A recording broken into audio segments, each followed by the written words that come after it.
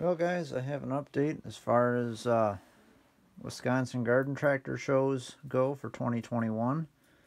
As of right now, middle of February, the annual Garden Tractor Days in Portage, Wisconsin, in the second weekend of July. It's a Thursday, Friday, Saturday show with a cleanup day on Sunday.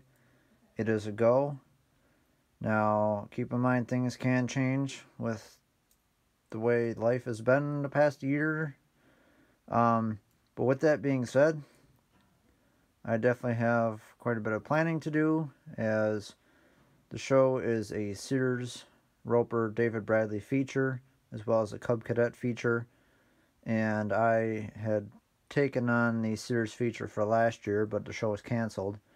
So I am taking it on again this year, or at least going to try and help out as much as I can. My friend runs the show, and so it's the least I can do. So if any of you Sears guys out there are interested, let me know in the comments. I will try and post details in the comments. And if you're on Facebook, you can find the group and the event on Facebook. Again, it is the annual Garden Tractor Days in Portage, Wisconsin. It's the second weekend in July, so it's the weekend after the 4th. And with that being said, I've got some restorations I needed to continue on. This here is Sears Note 11's orange Hydro-Trac. That was repainted like John Deere green and had faded to a weird blue-green color. I have repainted most all of the tractor.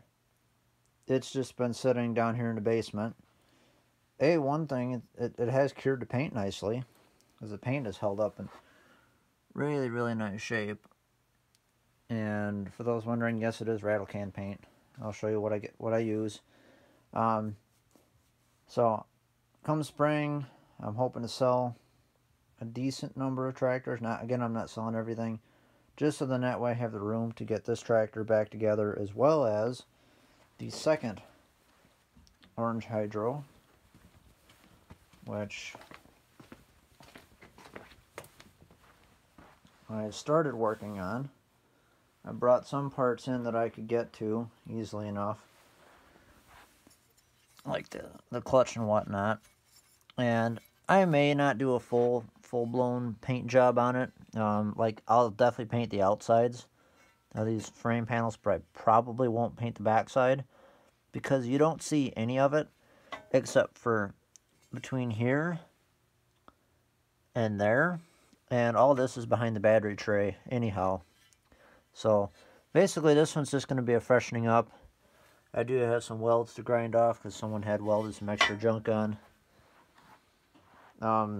Sadly, this tractor was in really, really, really nice shape, original paint wise, and then some idiot decided to weld on a lift handle off like a Murray lawn tractor to the side of the frame, and it burned through the paint, hence the rust spots. And they bought some paint, touched the tractor up, and it was not the right color, because this is the original paint. That's the color that they had. So then they repainted the whole tractor in this like peach color almost, and then it faded to like a chalky white almost, because see, if I rub it off, it's orange underneath there again. And then the last owner of it brush painted it Allis-Chalmers orange. And while I was cleaning off the tractor, or I shouldn't say the tractor, these fenders, I was using Easy Off oven cleaner. This is what I use, name brand, yellow can. This works great for stripping off repaint. And that's what I had sprayed on these, and I was scrubbing them with a Scotch-Brite pad and the backside of a regular kitchen sponge. And that got a lot of the Allis-Chalmers orange off, but it didn't take much of the peachy orange off, that orange. So I got it down as smooth as I could. I was wet sanding with 320, threw a coat of primer on it. There's still a lot of texture left from the different layers of paint, but by doing this, at least I get a base coat and I can see where my high spots and my low spots are. And for primer, using regular gray automotive primer, and for a guide coat, I'll just use this cheap Touch and Tone black. You can buy this stuff at pretty much any grocery store. Like, I think I can get this at the local Myers for about $1.10 or so. And I've been using a primer a lot for the model car stuff because it doesn't take away any of the details. Like, for example, that GTS badge, if I was to use regular primer or primer like this, it would hide all that because the paint's so thick. The Touch and Tone is nice and thin paint, so it works good for a guide coat. And then for color, I'm using Rust-Oleum Real Orange. And white on the HT14, I use Canvas White here. But I'm considering trying a different color this time because the Canvas White, admittedly, yes, it is a little creamy. If you leave it out in the sun long enough, it does tend to lighten up a little bit. But I'm going to try something else, I think. And then for the blue, on the blue tractors, I use Hammered Verde Green. Again, using a red tip from the older cans like this Painter's Touch Rust-Oleum has a regular red tip on it. I think this one, yeah, this is the tip I'm talking about. So I use that instead of the fan spray tip that these come with, and then spray it on the light coats.